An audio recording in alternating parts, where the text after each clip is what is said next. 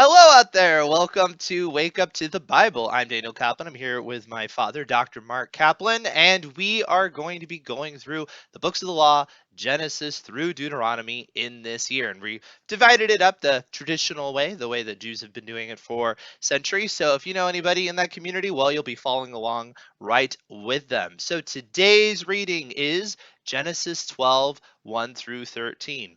And I'm going to be reading from the Robert Alter translation. So let's just go ahead here. And the Lord said to Abram, "Go forth from your land and your birthplace and your father's house to the land I will show you. And I will make you a great nation, and I will bless you and make your name great, and you shall be a blessing. And I will bless those who bless you, and those who damn you I will curse. And all the clans of the earth through you shall be blessed." And Abram went forth as the Lord had spoken to him, and Lot went forth with him, Abram being 75 years old when he left Haran. And Abram took Sarai's wife, not yet, and Lot his nephew, and all the goods they had gotten, and the folk they had bought in Haran. And they set out on the way to the land of Canaan, and they came to the land of Canaan. And Abram crossed through the land to the site of Shechem, to the terebinth of Moreh. The Canaanite was then in the land. And the Lord appeared to Abram and said, "To your seed I will give this land." And he built an altar there to the Lord who had appeared to him. And he pulled up his stakes from there for the high country east of Bethel, and pitched his tent with Bethel to the west and Ai to the east. And he built there an altar to the Lord, and he invoked the name of the Lord. And Abram journeyed onward by stages to the Negeb. And there was a famine in the land, and Abram went down to Egypt to sojourn there, for the famine was grave in the land. And it happened, as he drew near to the border of Egypt, that he said to Sarai his wife, "Look, I know you are a beautiful woman, and so when the Egyptians see you and say, 'She is his wife,' they will kill me, while you they will let live. Say, please, that you are my sister, so that it will go well with me on your count, and I shall stay alive because of you." That's quite the cliffhanger they left us with today, but that is the passage. So, what are some things that come to mind first off? Well, I wanted to go back to the account of Noah because I know some people there are interested in finances. And Noah floated his stock while the world was in liquidation. And then there's another line that they might find interesting. Why couldn't they play cards on the ark? Because Noah was sitting on the deck. I'll give you one more. What kind of angels protected Noah? Archangels. Now you're saying, Noah more! All right. Now that's enough of that. Let's go to Genesis 12. Well, If I actually was thinking of something. Did you know that there's a big monument to Noah's Ark in France? Yes, the Arc de Triomphe. The apple does not fall far from the tree, everyone. uh, if you're still with us, uh, I'd like to say that this passage, if you read Acts 7, evidently Abram was told this before he left, and he and his father, I guess that the family was convinced to go along with this idea. They went as far as Syria, but then after his father died, then he went the rest of the way to Canaan. And I want to say this about this sixth verse. Um, he came to what in America we would say Shechem. He came to Shechem, which is the nowadays it's called Nablus, that area. And there's Mount Ebal and Mount Gerizim there. And the taller of them is Mount Ebal. If you go to the top of Mount Ebal, you will see a little piece, at least, of every tribal inheritance that ultimately came to the children of Israel. So it was pointed out to me by a minister that when he says, "To your descendants I will give this land," that may be in connection with him going to the top of Mount Ebal. That makes sense. Geographically, you're actually literally saying it. Now, one interesting thing about the way this account gets started is it really kind of comes from sort of nowhere. We do have those genealogies, right? But just one name out of the genealogy all of a sudden gets pieced out here, and the story just begins, and God started speaking to this person. Now, from a literary standpoint, this is really that typical hero's journey. This is actually I believe, one of the first written accounts of this sort of, this Campbellian myth sort of thing, where you have the person from very humble origins being called to adventure. They have to flee their homeland and go on some adventure. Luke Skywalker in Star Wars, or Frodo in the Lord of the Rings, or something like that. And I think the fact that it doesn't really give you a lot of background up front, it's just God's just reaching this other person.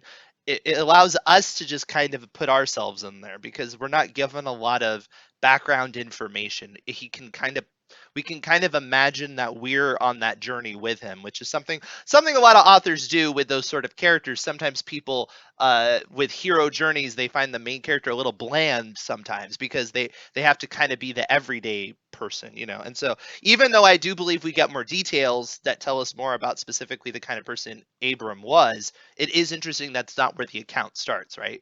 And you have a God just saying all of these things to Abram, and Abram has no response whatsoever, except that he does it, but he doesn't say anything, which is also kind of interesting. There's no back and forth. I would like to mention that there's a Jewish tradition, Maseh Avot Siman Levanim, that the deeds of the patriarchs are assigned to their children. So what happens to Abraham and Sarah here, they're captives. Well, I guess you get the rest of the story later. I'm kind of giving it away. Spoilers. They're captives in Egypt, and they're liberated.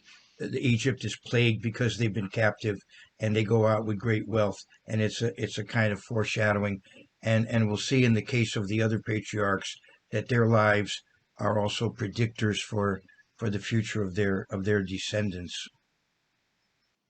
Now, one thing I will say that is different from this sort of story to what we typically associate with a hero journey is that you have Abram starting this journey at 75 years old. With the absence of like Disney Pixar's Up or something like that, most of the time you have this strapping youth, wide eyed, and that's not the situation here. And in some ways, that actually makes it more sophisticated than though a lot of times that this sort of story is told. So, but that is interesting, and it's also very encouraging, obviously, for people, especially now that lifespans are getting longer, in terms of your spiritual use. You never really know, right? Because it's one of those things that this far into his life is when that major development happens.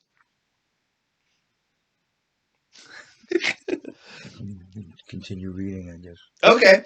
Um, Let me just make one. I'd like to make another comment. Um, when the entire portion is read on the Sabbath. Now they read a bit of it on Monday and Thursday, and then the entire portion is read on the weekly Sabbath.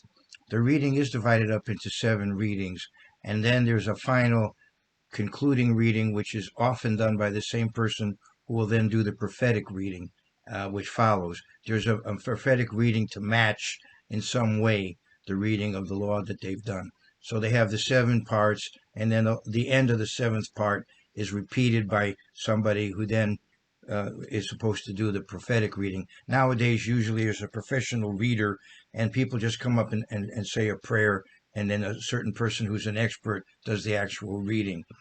You can read the portion yourself if you're good. Uh, but I wanted to make the comment that so we're actually following the 7 portions as if you were in a synagogue following along in the readings. And first they call up a priest, then they call up a Levite, and then they call up the others who are the Israelites. This threefold division of the nation goes back thousands of years. You can read about it in the Hallel Psalms and in the book of Nehemiah.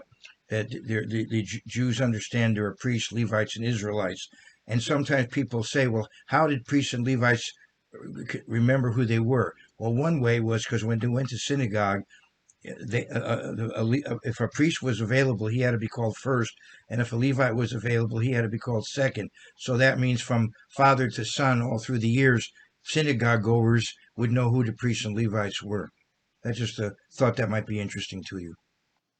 That is interesting. Now, one thing that's been pointed out about this passage, Robert Alter has a note about it because it mentions people that were bought in Haran, and of course that is very triggering when you start hearing about things like that. But this is what he says about it. This was not the sort of chattel slavery practiced in North America. These slaves had certain limited rights, could be given great responsibility, and were not thought to lose their personhood.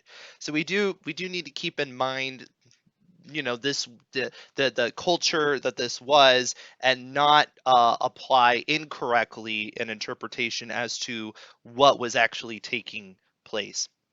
Now, of course, there's a couple of things that come in here, and we're going to continue to see these parallels, right? But immediately, and this is also a structure thing that's done in hero journeys, right? As soon as the main character leaves their homeland, while something negative happens, they get tested, right? And immediately you have, there was a famine in the land. You have drama, and you have escalating, and of course, a famine in the land.